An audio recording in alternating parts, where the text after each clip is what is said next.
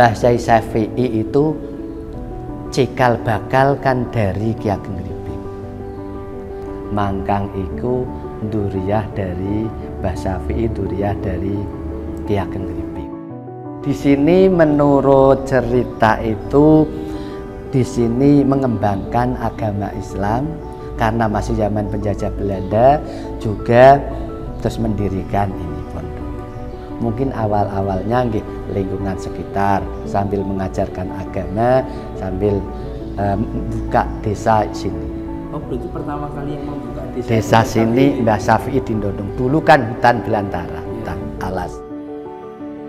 Alhamdulillah terus di sini bisa berkembang, ada pondok pesantren, terus masyarakat ada sampai sekarang ada turun temurun, semua bisa bisa berjalan dengan lancar, dan pondok juga diteruskan oleh keturunan-keturunannya sempat mengalami kemajuan kerja. Beliau orang yang maaf nak wong masyarakat ngarani wali. Masyarakat ngarani karena memang ada kemuliaan Allah berikan pada beliau, karomah yang luar biasa. Itu termasuk saat banjir besar di Kalibodri, rumahnya yang lebih rendah dari jalan raya, di jalan raya padahal air itu di atas perut. Itu rumahnya nggak kebanjiran. Mbah Syafi'i itu di sini itu kan di samping mengelola pondok, mendirikan pondok pesantren, juga saat itu menjadi ajang perjuangan melawan Belanda. Terbukti keturunan-keturunan beliau selalu anti Belanda, anti penjajahan. Malah di masa-masa perjuangan, masa-masa 45, ini menjadi benteng pertahanan Belanda, melawan Belanda. Ada 200 tahun lebih, nak menurut sejarah dari bercikal bakal dari Ki Ageng Griping, abad 16, abad 17-an, mungkin Mbah Syafi'i di sini antara abad sebelum 18 atau 17 lebih itu mungkin. Cuma yang pegang pondok ini yang menjadi tokoh utamanya Mbah Bulkin. Terus itu setelah itu ada Mbah Yai Mbah Yai Muhammad Nur, terus ada Mbah Yai Thohir dan saudara-saudaranya. Terus Mbah Yai Thohir meninggal, dilanjutkan Mbah Yai Ahmad berserta saudara-saudaranya, ada Mbah Yai Tolha, ada Mbah Yai Fakih dan saudaranya Mbah Yai As'ari, banyak. Kemudian dilanjutkan putranya lagi Pak Imaskon, itu ada banyak saudaranya ikut membantu.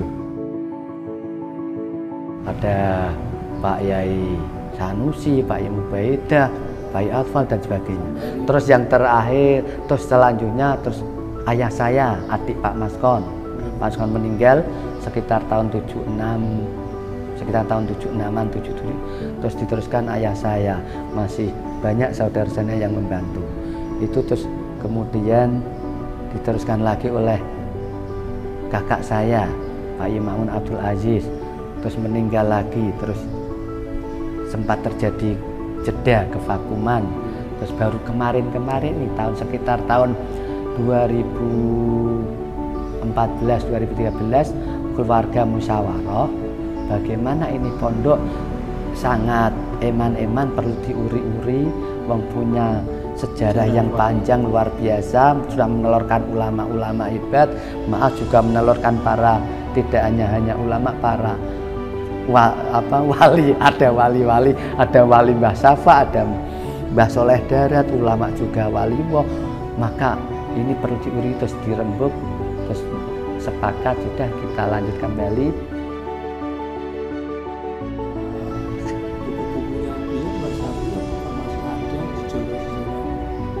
Riwayat beliau mengajar ngaji, apa yang diajarkan, apa? Nah dulu masa Mbah Syafi'i itu mungkin baru awal-awal masa pengajian, masa-masa. Jadi yang ngaji mungkin lingkungan sekitar masyarakat, karena masih darundunya kan masih hutan. Jadi masih lingkungan masih sedikit. Terus mulai pesantren dari luar daerah itu mulai keturunannya Mbah Hidarda beserta keturunan Mbah Syafi'i yang lain. Terus masa keemasan itu masa Mbah Bulkin. Kalau pondok di sini yang diajarkan, nah di yang pondok sini dulu sudah istimewa. Ukuran pondok itu di sini sudah kelas Ma'had Ali, kelas coro kuliah itu kelas mahasiswa, kelas kampus universitas. Pakai tafsir Jalalain, ya. Terus Ibnu Katsir sudah diajarkan. Terus tafsir itu Sawi sudah pakai sarahnya. Tafsir Jalalain kan saat punya ada sarah tafsir Sawi.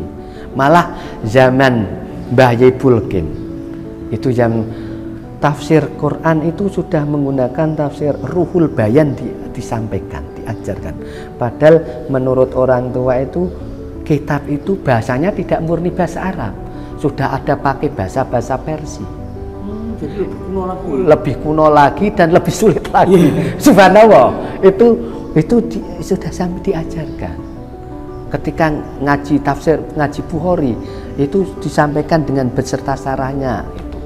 Jadi itu dulu itu kajian di sini sudah mendalam. Cuma terus itu sudah berlangsung bisa dipertahankan sampai kurang lebih masa mbah saya, masa Pak D saya, terus ada banjir bandang itu.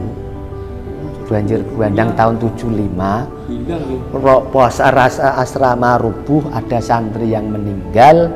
Lah itu menjadi awal ini mengalami sempat ngalami pondok rubuh, beberapa asrama ada yang rubuh, terus ada santri yang meninggal, terus ngalami ngalami surut, mengalami kevakuman sejenis, terus baru diuri-uri malih, diopeni malih, terus berkembang kembali, terus diiringi ada sekolahan SMP formal, MTS formal, aliyah formal gitu. Nah dulunya pakai aliyah yang aliyah pesantren, aliyah madrasah, aliyah pesantren, bukan dengan aliyah formal. Jadi pelajarannya sudah ada faraid, ada fikih, ya usul fikihnya ada, qawaidul fikihnya ada, tafsir ada, pelajaran falak aja diajarkan, faraid diajarkan. Falak diajarkan dulu. Cari pakai guru tenaga yang ahli falak. Terus faraid setelah ramalan ya. Falak itu sekarang ya seperti astronomi. Astronomi gitu. Tapi mungkin persisnya nggak tahu, tapi mengajarkan tentang bikin kalender bisa untuk puasa puasa, penentuan puasa gitu aja. Terus faraid ilmu pembagian waris, terus ada mantek, ilmu logika, ilmu sastra, balaghah diajarkan di sini. Sampai kelas 6, lulusan kelas 6 itu sudah setingkat lulusan sarjana itu Mas Awo.